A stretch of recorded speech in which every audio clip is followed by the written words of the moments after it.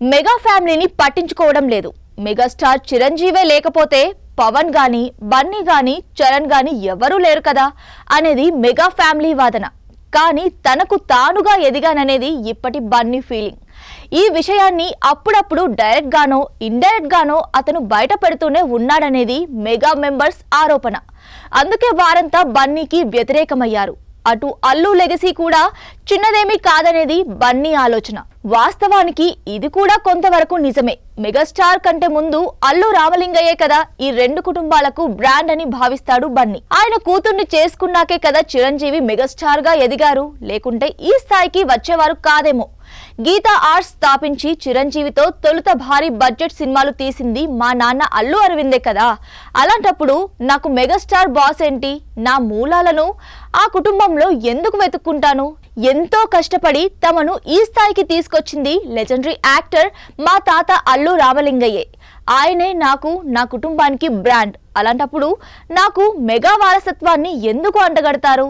దాన్ని నేనెందుకు అంగీకరిస్తాను అనేది బన్నీ ఇప్పటి వాదన.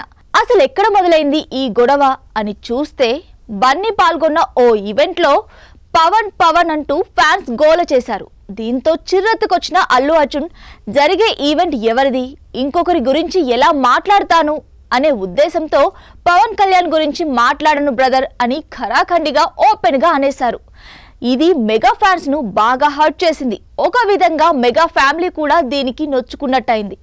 దీంతో అప్పటి నుంచి మెగా ఫ్యాన్స్ బన్నీ మెగా ఫ్యామిలీకి వ్యతిరేకం అనే విధంగా పోర్ట్రైట్ చేస్తూ ఈ వీడియోను సోషల్ మీడియాలో విపరీతంగా సర్క్యులేట్ చేశారు.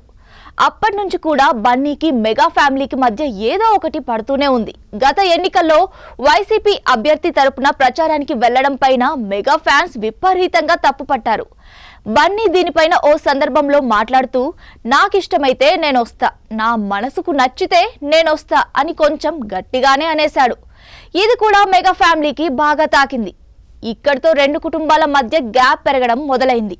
ఓవరాల్ గా చెప్పాలంటే బన్నీకి యాటిట్యూడ్ ఎక్కువ, అంటే పొగరెక్కువ అనేది వారి భావన. అందుకే మొన్నటి గేమ్ చేంజర్ ఈవెంట్ లో పవన్ కళ్యాణ్ మాట్లాడుతూ ఎంతో ఎదిగినా రామ్ చరణ్ లా ఒదిగి ఉండాలంటూ పదే పదే గుర్తు చేయడానికి కారణం. వాస్తవానికి ఆరంభంలో బన్నీ మెగా ఫ్యామిలీకి చాలా విధేయుడుగానే ఉండేవాడు.